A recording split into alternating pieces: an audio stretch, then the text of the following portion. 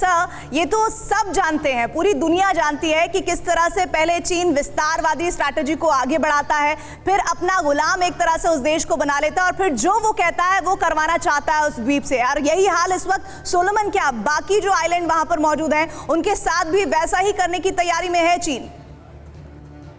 जी, आपने बिल्कुल सही कहा। चीन का सबसे बड़ा हथियार ये है। मैं आपकी आवाज को सुन नहीं पा रहा हूं। खैर, बहरहाल मैं आपका क्वेश्चन समझ गया हूं। और चीन का एक तरह का जो रास्ता है, हथियार, वो यही है कि अपने पैसे के बल के ऊपर एक तरह से कॉलोनियलिज्म की पॉलिसी अपनाता है। बाकी देशों को पैसा दे करके, उधार दे करके, डेट वगैरह कर करके एक तरह से डेट स्ट्रैटेजी ने अपना ली है ये। भारत के पास एक सबसे बड़ा एडवांटेज ये है जो हम तक अभी तक किसी ने बात नहीं करी है कि भारत और ये जो पैसिफिक आइलैंड्स हैं, चाहे सोलोमन आइलैंड हो, चाहे पापुआ न्यू गिनी हो, फिजी हो, इन सब देशों में एक दो मुल्कों को छोड़ करके एक बहुत बड़ी इंडियन पॉपुलेशन है। भारत के लोग वहां पर हैं जो कि गन्ने की खेती के लिए वहां पर गए थे और फिर वहां के निवासी बन गए हैं।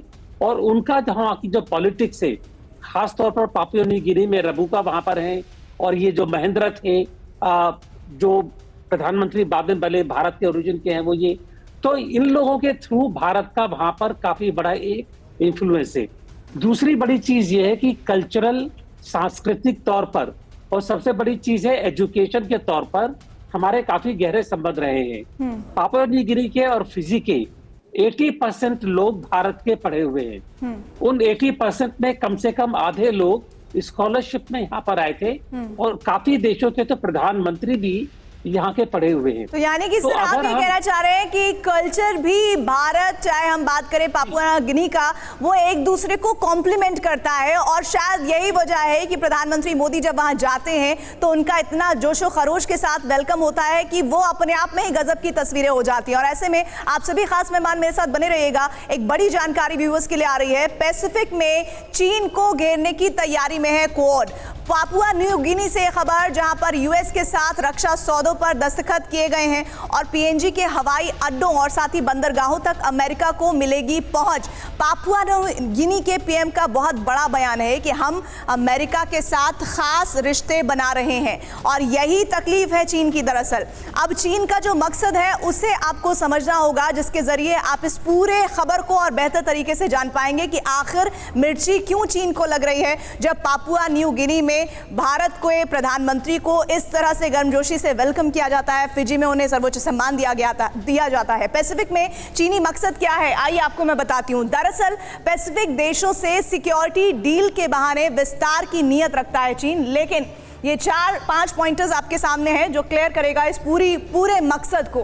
पैसिफिक में चीनी मकसद क्या है? पैसिफिक देशों से सिक्योरिटी डील करना, डील के बहाने विस्तारवादी की नीति जिसके लिए चीन जाना जाता है, अमेरिका के वर्चस्व को तोड़ना, इसके अलावा क्वाड के खिलाफ मजबूत होना, क्वाड जिसमें भारत भी है, समुद्री रूटों पर प्रभुत्व जमाना। और ऐसे में अभी आप देखिए ये समुद्री रूटों पर प्रभुत्व जमाने के बाद जो नीचे जो जानकारी आ रही है, ब्लैक पॉइंटर्स जो लिखे हैं इनको भी देखिए। पैसिफिक क्षेत्र में इस वक्त साउथ चाइना सी से हवाई द्वीप तक कंस्ट्रक्शन में जुटा हुआ है चीन।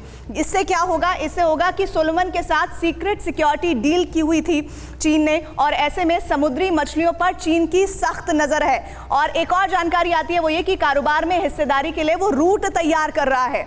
हमारे साथ आलोक जी जुड़े हुए हैं। आलोक जी, ये जो जानकारी मैं दे रही हूँ अपने व्यूअर्स को, आप बताइए कि किस तरह से दखलंदाजी जो है चीन की वो इन आइलैंड पर अब पूरी तरह से रुकती नजर आ रही है जब प्रधानमंत्री मोदी की एंट्री हो जाती है वहां पर।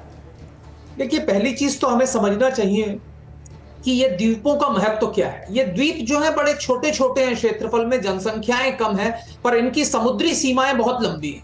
लाखों वर्ग किलोमीटरों के इनके एक्सक्लूसिव इकोनॉमिक जोन्स हैं। इनमें से कई द्वीप आज भी रिपब्लिक ऑफ चाइना यानी कि ताइवान को रिकॉग्नाइज करते थे और इसलिए चीन यहाँ पे बहुत बुरी तरह घुसपैठ कर रहा है। वो कई जगह आर्थिक मदद के बहाने, कई जगह राजनीतिक घुसपैठ के द्वारा इन राष्ट्रों के बाह मरोड़ने का कार्य कर रहा है कि ये लोग ताइवान को डी रिकॉग्नाइज करके पीपुल्स रिपब्लिक ऑफ चाइना को रिकॉग्नाइज करें। सोलोमन आइलैंड की हमने बात की जहां पे इन्होंने अपनी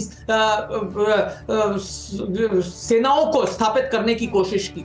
जहां तक सवाल भारत का है, यहाँ पे एक द्वीप है फिजी, जहां पे कि एक बड़ी संख्या में भारतीय मूल के लोग रहते हैं, जिनको कि इंडेंचर्ड लेबर के रूप में वहां ले जाया गया था। फिजी से एक बड़ी संख्या में भारतीय मूल के लोग अन्य द्वीपों में भी फैल गए हैं। भारतीय जो संस्कृति है यहाँ पे काफी फैली हुई है। भारत को एक ऐसे राष्ट्र के रूप में देखा जाता है जो खतरनाक नहीं, जो कि विश्वसनीय है, जबकि चीन को हमेशा यह देखा जाता है कि एक खतरनाक राष्ट्र है जिसका कि विस्तारवादी नीति है। चीनी जो नागरिक जो इन राष्ट्रों में गए हैं, उन्होंने वहां के व्यापार पे आधिपत्य जमा लिया है, वहां की राजनीतिक तंत्र के अंदर जो है वो इंटरफियर कर रहे हैं। अगर आप देखें सोलोमन आइलैंड में किस तरीके से इन्होंने वहां की अंदरूनी राजनीति को घुसपैठ की है, जो नेता और जो राजनीतिक दल चीन के विरोधी थे उनके खिलाफ किस तरीके से इन्होंने षड्यंत्र रचा है, तो ये कई कार्य। प्रधानमंत्री मोदी का पपुआ न्यू गिनी में दौरा और प्रशांत महासागर क्षेत्र के जो द्वीप समूह के राष्ट्र हैं उनसे मिलना, यह दिखला रहा है कि इन राष्ट्रों को एक ऑल्टरनेटिव मिल गया है चीन की जगह, एक ऐसा विश्वसनीय दोस्त जो चीन के बढ़ते प्रभाव को इस क्षेत्र में रोक सकता है।